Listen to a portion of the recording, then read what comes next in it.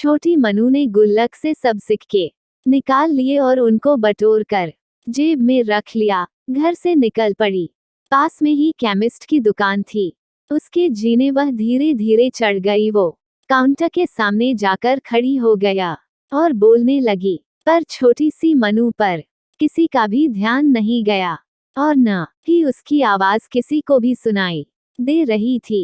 सब अपने अपने कामों में व्यस्त थे। दुकान मालिक का कोई दोस्त बाहर देश से आया था, वो भी उससे बात करने में व्यस्त था। तभी उसने अपनी जेब से एक सिक्का निकालकर काउंटर पर फेंक दिया। सिक्के की आवाज से सबका ध्यान उसकी ओर गया। उसकी तरकीब काम आ गई। दुकानदार उसकी तरफ आया और उससे प्यार से पूछने लगा, बेटा तुम्हें क्या चाहिए? उसने अपनी जेब से सब सिक्के निकाल कर अपनी छोटी सी हथेली पर रख लिए और बोली कि मुझे चमत्कार चाहिए।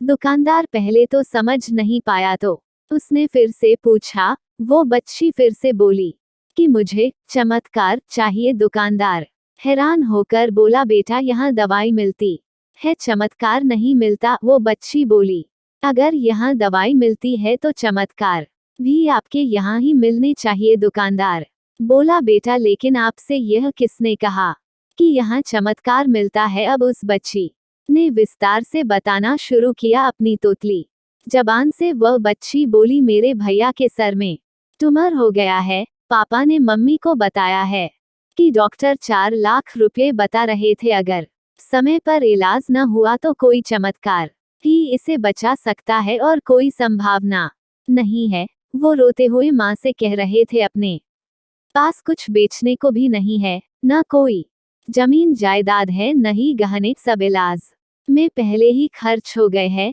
दवा के पैसे बड़ी मुश्किल से जुटा पा रहा हूँ। वो मालिक का दोस्त उसके पास आकर बैठ गया और प्यार से पूछने लगा, अच्छा कितने पैसे लाई हो तुम चमत्कार खरीदने को? उसने अपनी मुट्ठी से सब रुपये निकालकर उसके हाथों में रख दिए। जब उसने वो रुपये गिने तो 21 रुपये 50 पैसे थे। वो व्यक्ति हंसने लगा और मनु से बोला, समझो तुमने चमत्कार खरीद लिया, चलो मुझे अपने भाई के पास ले चलो। वो व्यक्ति जो उस केमिस्ट का दोस्त था, अपनी छुट्टी बिताने भारत आया था और न्यूयॉर्क का एक प्रसिद्ध न्यूरो सर्जन था। उसने उस बच्चे का इलाज 21 रुपये 50 पैसे में किया और वो बच्चा सही भी हो गया। आखिर प्रभु ने मनु को चमत्कार बेच ही दिया। वो बच्ची बड़ी श्रद्धा से उसको खरीदने चली थी, वो उसको मिल गया। प्रभु सबके पालनहार है, उनकी मदद ऐसे ही चमत्कार के रूप में मिलती रहती है। बस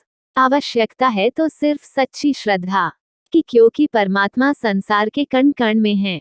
अगर आप सभी को यह कहानी पसंद आया हो तो मेरे वीडियो को लाइक जरूर करें और हाँ, चैनल को सब्सक्राइब करना ना भूलें। धन्यवाद।